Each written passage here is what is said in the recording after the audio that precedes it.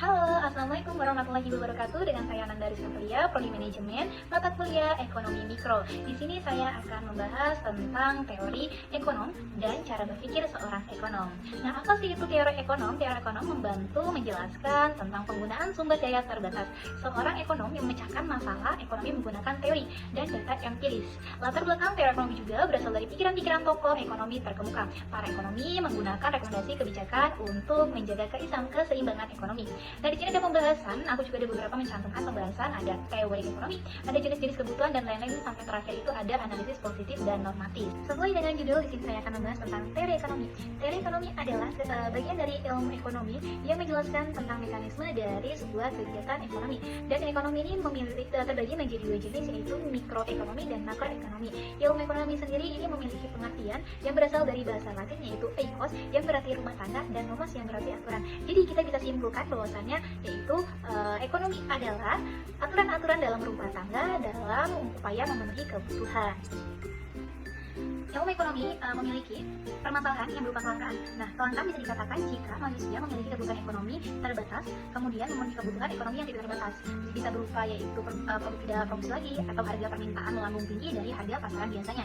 Nah, kebutuhan ekonomi juga memiliki jenis-jenis, antara lain yaitu ada berdasarkan tingkat intensitas yang berupa yaitu kebutuhan primer. Kebutuhan primer adalah kebutuhan manusia yang harus dipenuhi untuk keberlangsungan hidup, seperti makan, minum, gitu ya, tempat tinggal, itu untuk keberlangsungan hidup kita. Jadi itu termasuk kebutuhan primer. Yang kedua yaitu kebutuhan sekunder, yaitu kebutuhan yang dipenuhi setelah kebutuhan primer, bisa berupa mobil ataupun motor gitu. Kemudian ada lagi yaitu kebutuhan tersier yang berupa kebutuhan bersifat mewah seperti perhiasan.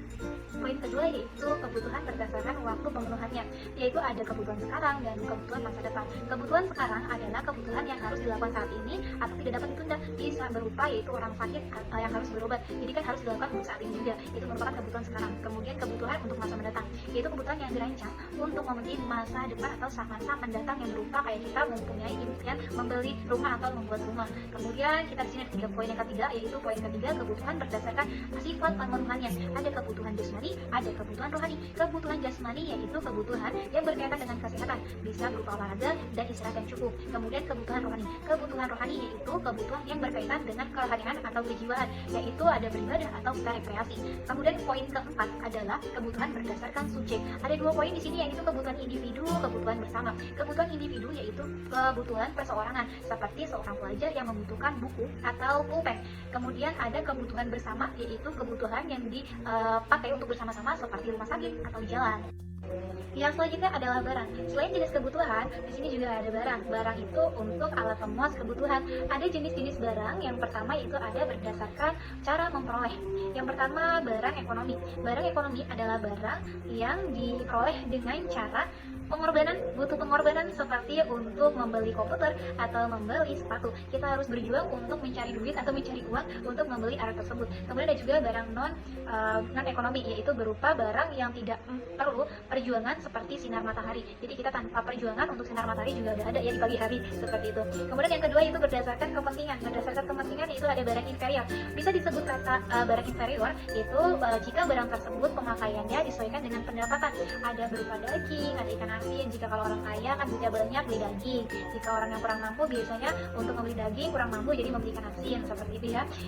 Kemudian ada barang esensial. Barang esensial adalah barang yang sangat dibutuhkan untuk memenuhi kebutuhan tanpa mempengaruhi tingkat pendapatan, seperti makanan pokok berupa beras, kemudian ada gula, ada garam, seperti itu. Kemudian ada juga barang normal. Barang normal adalah barang yang permintaannya bertambah jika pendapatannya meningkat, seperti baju, tas gitu. Jika pendapatan kita naik atau pendapatan kita semakin banyak, jadi kita dapat membeli tas atau dapat membeli baju gitu ya. Kemudian ada barang mewah. Kalau untuk barang mewah ini adalah barang yang harganya mahal atau dapat meningkatkan status, seperti mutiara, emas, berlian. Ada juga poin ketiga, yaitu berdasarkan cara penggunaannya.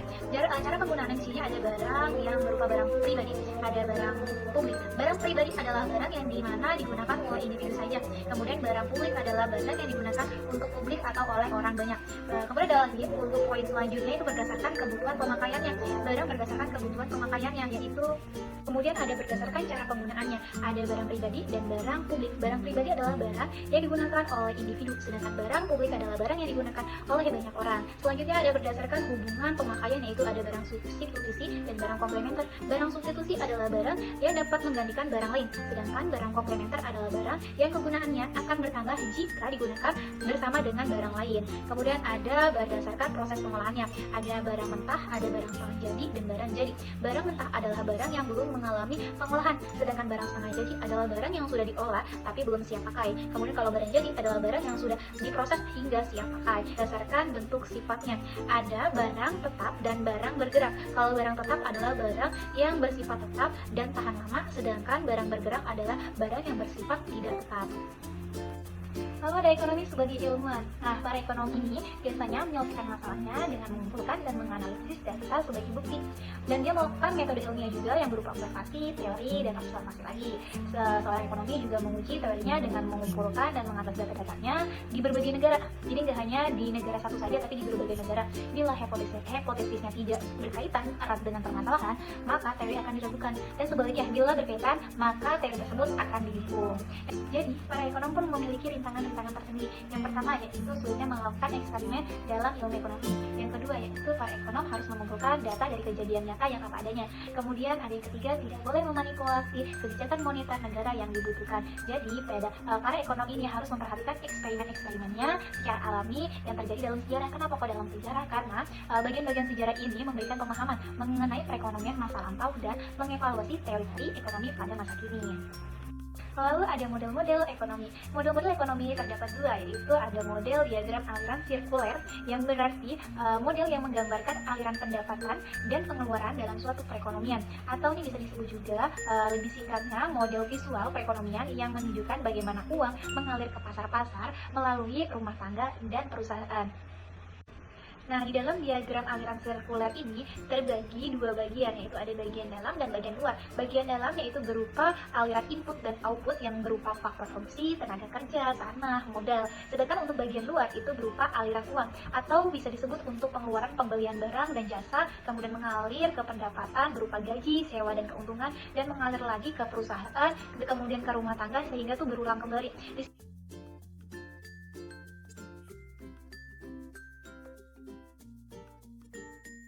Nah, di sini aku memberikan contoh diagram pada batas kemungkinan produksi biaya kesempatan.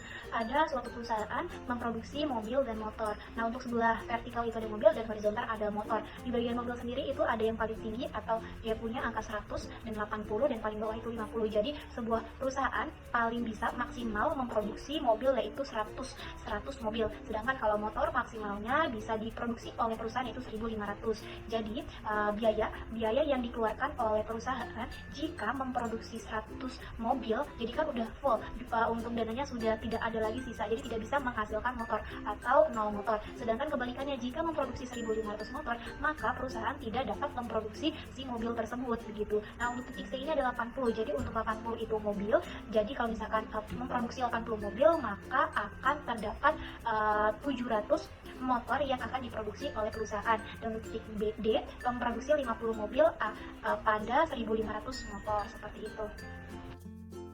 Oke, di sini kita lanjut ke poin selanjutnya, ke ekonomi mikro dan ekonomi makro. Apa sih itu ekonomi mikro? Ekonomi mikro adalah ilmu yang mempelajari tentang keputusan dari individu atau suatu bisnis perusahaan. Oleh karena ekonomi mikro mempelajari isu yang tidak akan jauh dari persoalan perilaku konsumen, teori perusahaan, biaya produksi, teori produksi, dan lainnya. Nah, kalau untuk ekonomi makro itu apa sih? Yaitu ekonomi makro berupa cabang ilmu ekonomi yang membahas tentang fenomena ekonomi secara luas. Jadi berkaitan dengan perekonomian secara agregat seperti inflasi dan pengangguran. Nah, untuk yang terakhir adalah ekonomi sebagai penasihat kebijakan. Di sini ada analisis positif dan analisis normatif. Apa sih itu analisis positif? Analisis positif adalah pernyataan yang menggambarkan dunia secara apa adanya, sedangkan analisis normatif adalah pernyataan yang mencoba untuk menawarkan pandangan bagaimana dunia seharusnya.